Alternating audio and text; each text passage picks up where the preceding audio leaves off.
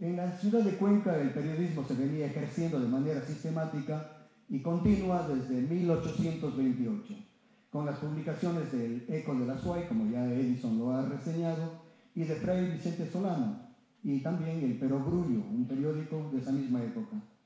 A esas primeras publicaciones le siguieron el Telescopio, la Alforja, la Escoba en 1929, y a partir de 1833 y hasta 1895 se sumaron 89 publicaciones de periódicos escritos, algunos de carácter religioso y conservador, otros obviamente laicos, liberales. Esto lo reseña Enrique Ayala Mora y sus colaboradores en el libro Historia de la Comunicación en el Ecuador, editado por la Universidad Andina. En el siglo XX, los diarios El Mercurio, en 1924, y El Tiempo, en 1955, ya tenían larga trayectoria de servicio noticioso y editorial.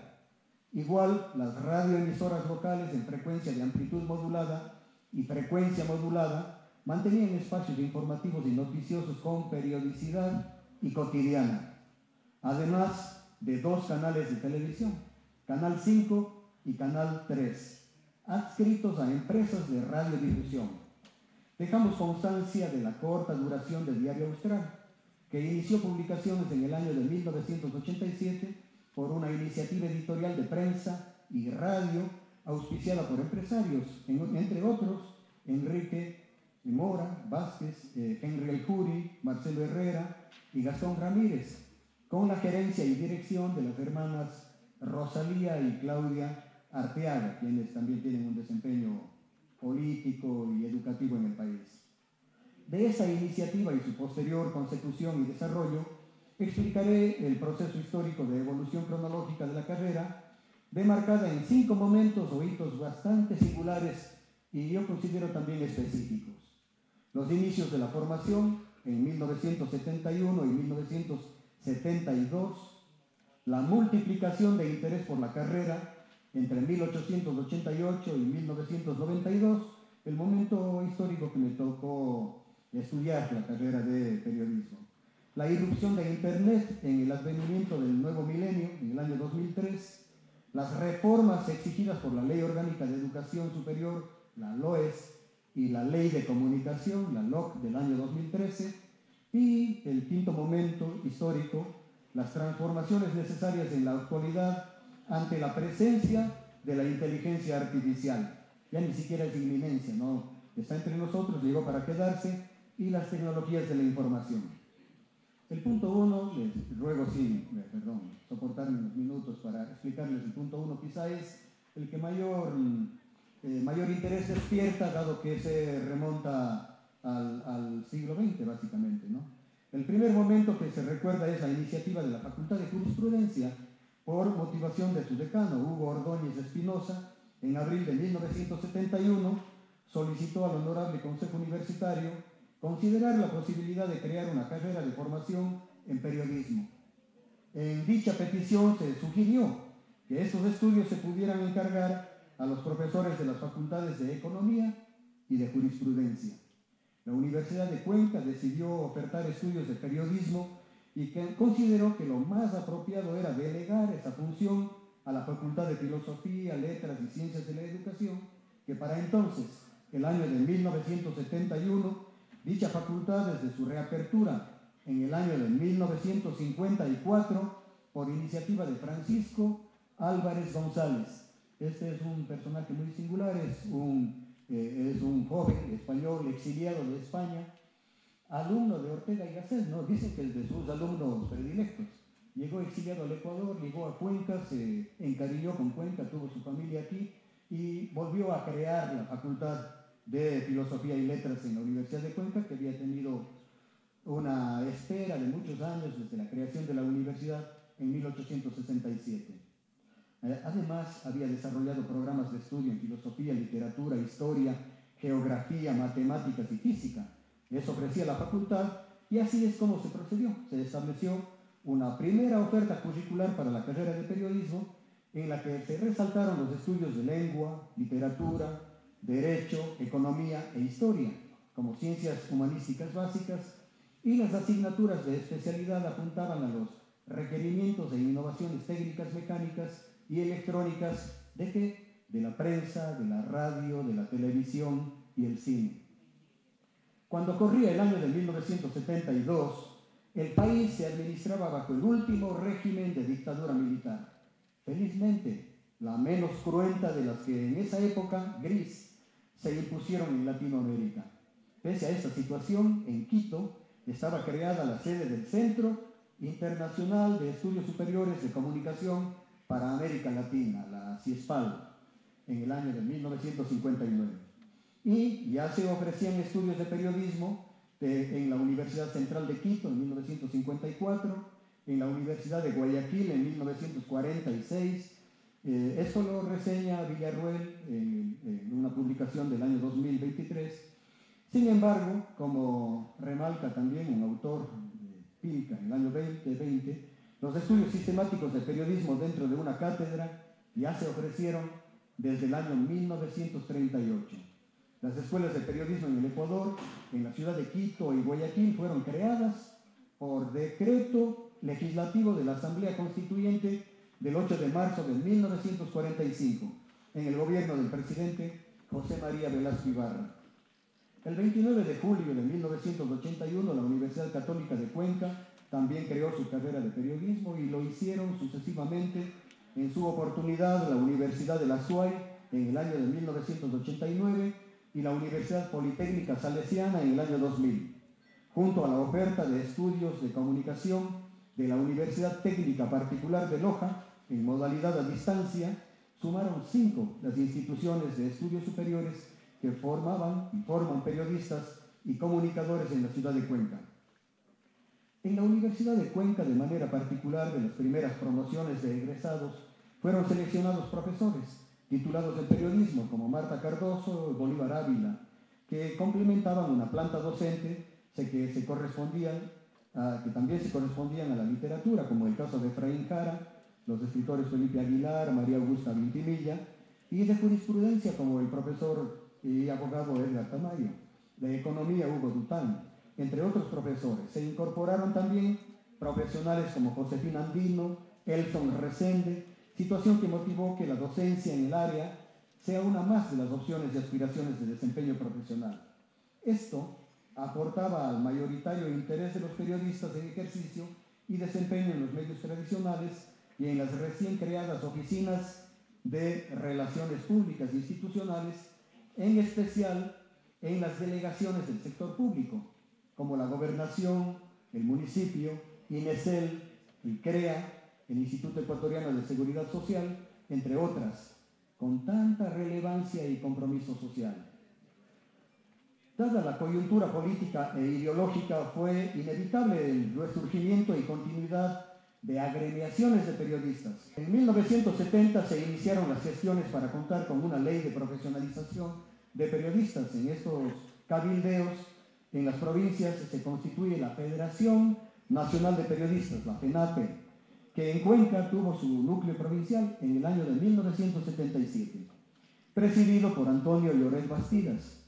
Se fortaleció al sumar a miembros de los colegios profesionales como la Federación Nacional de Periodistas y otras agrupaciones de defensa profesional como la Unión Nacional de Periodistas, la UNP, con sede en Quito, y núcleos provinciales, cuyo antecedente es la Unión de Periodistas del Ecuador, fundada en 1944, con núcleos provinciales, la Unión de Periodistas de la SUAY, la UPA, creada en 1945, y el actual Círculo de Periodistas Deportivos de la SUAY, que se creó en 1953.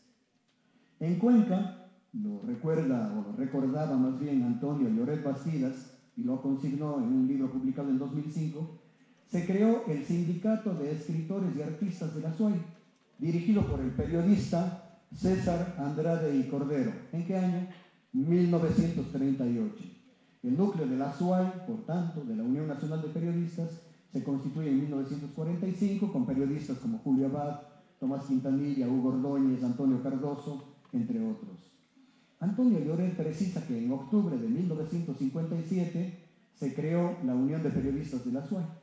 En el primer Congreso de Periodistas del Ecuador que se desarrolló en 1970. Se hicieron intentos para agrupar a los gremios. Sin embargo, cada agremiación se ha institucionalizado de manera independiente hasta la actualidad. Estas diferencias se centraron, dado que la ley en ese entonces posibilitó la entrega de certificaciones profesionales para quienes demostraran experiencia comprobada en el área. Los nuevos profesionales graduados en universidades o certificados por experiencia se entusiasmaron y exigieron la titulación y agremiación obligatorias para el desempeño en el área, o sea, el periodismo y la comunicación. Aun y cuando existieron contradicciones y principios de libertad de expresión y de derechos de acceso a la información y a los medios de comunicación garantizados para todos los individuos. Acuerdos que ya estaban consagrados y establecidos en las constituciones, pactos, acuerdos y convenios, y bastante justificados y presentes en las jurisprudencias internacionales. Las exigencias gremiales de los periodistas profesionales se mantienen en polémicas intervenciones y participaciones de periodistas en reivindicaciones de aseguramiento de sus trabajos y garantías laborales, de reclamaciones por salarios dignos, básicamente. El segundo punto es la multiplicación de interés por la carrera. Esto ocurrió entre 1988 y 1992. Este segundo momento de la década de 1990 tiene como característica la notoria y muy notoria la masificación de estudiantes interesados por las carreras de periodismo y comunicación. En esa época se crearon la mayoría de carreras y facultades de comunicación en 12 capitales de provincia. En la Universidad de Cuenca, en la especialidad de Ciencias de la Información, se advirtió un periodo de masificación de estudiantes. En las aulas que les tocó cursar a tantos motivados jóvenes, hombres y mujeres, eran compartidas con otros 50 y hasta 70 estudiantes. Todavía se recuerda, y lo recuerdo claramente, que quienes llegaban unos minutos tarde debían ubicar hasta 4 o 5 sillas y pupitres adicionales en los pasillos junto a la puerta y ventanas del aula para poder seguir la clase. El otro punto es la irrupción de Internet y el advenimiento del nuevo milenio. Yo ubico en el año 2003. Un tercer momento ocurre a fines de la década de 1990, ya bastante cercanos a la actualidad, cuando la preocupación en la formación de los periodistas fue la de contestar a una misma pregunta: ¿cuál es el rol y la mejor formación para los periodistas? Las respuestas fueron pensadas por quienes se desempeñaban como profesores. Recuerdo Carlos Pérez Agustí, Edmundo Maldonado Samaniego, Marta Cardoso Feicán, Elson Resende de Melo, Bolívar Ávila Solano, y por estudiantes delegados a la Junta Académica, Hernán Rodríguez Girón, Wilson Gárate Andrade, quien además fue el primer presidente de la Escuela de Ciencias de Comunicación Social. La malla curricular fue modificada por exigencia de las reformas universitarias que se advertían necesarias para la transición hacia un nuevo milenio, y por los acuerdos y convenios suscritos, como por ejemplo el convenio Andrés Bello en la búsqueda de equivalencias en las ofertas curriculares en las universidades de distintos países de América Latina. El punto 4 y penúltimo, el impacto de los organismos de control y regulación de la educación superior. El cuarto momento se identifica con claridad en el año 2008, cuando los gremios de periodistas respaldan y participan del gobierno del expresidente Rafael Correa Delgado entre 2008 y 2012, también en el año 2013 y 2017. Representados en la Asamblea Constituyente y en el propio gobierno, Pilar Núñez, Rolando Panchana, Mauro Andino, son nombres de periodistas, abogados, activistas, de quienes sí activaron de manera directa el respaldo y promoción de la ley de comunicación. Así consiguieron que se incluya en el texto constitucional la profesionalización obligatoria para el ejercicio del periodismo, con excepción de aquellos cuya autoidentificación étnica se correspondiese con minorías. Así, indios, cholos, montubios, negros tienen un trato distinto en la ley de comunicación en relación con aquellos periodistas cuya autoidentificación sea de mestizos o de blancos, ignorando el principio de igualdad entre la ley y en contradicción explícita de otros derechos consagrados en el mismo texto constitucional y en los tratados de acuerdos y convenios internacionales. Y trata sobre el periodismo en el escenario digital y en la inminencia de la inteligencia artificial. Finalmente, este quinto momento en la formación de periodistas y comunicadores en la ciudad de Cuenca representa el surgimiento de plataformas y aplicaciones digitales que colocan al periodismo ante nuevos retos. Estos se simplifican en una frase que ya se ha vuelto máxima para el desempeño profesional de los periodistas, que resulta ser el mismo reto que en sus orígenes: hacer un mejor periodismo. Eso implica desempeñar una labor profesional responsable, formalmente rigurosa e impecable en la búsqueda y construcción de la verdad e insobornable defensor de las garantías universales, además de independiente, justo, igualitario y libre. Como parte de esa iniciativa se desarrolló y aprobó un programa de maestría en periodismo, periodismo digital y desarrollo de proyectos. Toda la promoción del programa de máster, por ejemplo, de la carrera de periodismo, se desarrolló con la oferta de talleres dirigidos a graduados en las carreras de periodismo y comunicación y que desarrollan sus desempeños periodísticos y comunicacionales en 5 provincias: Azuay, Cañar, Morona, Santiago, Loja, Zamora.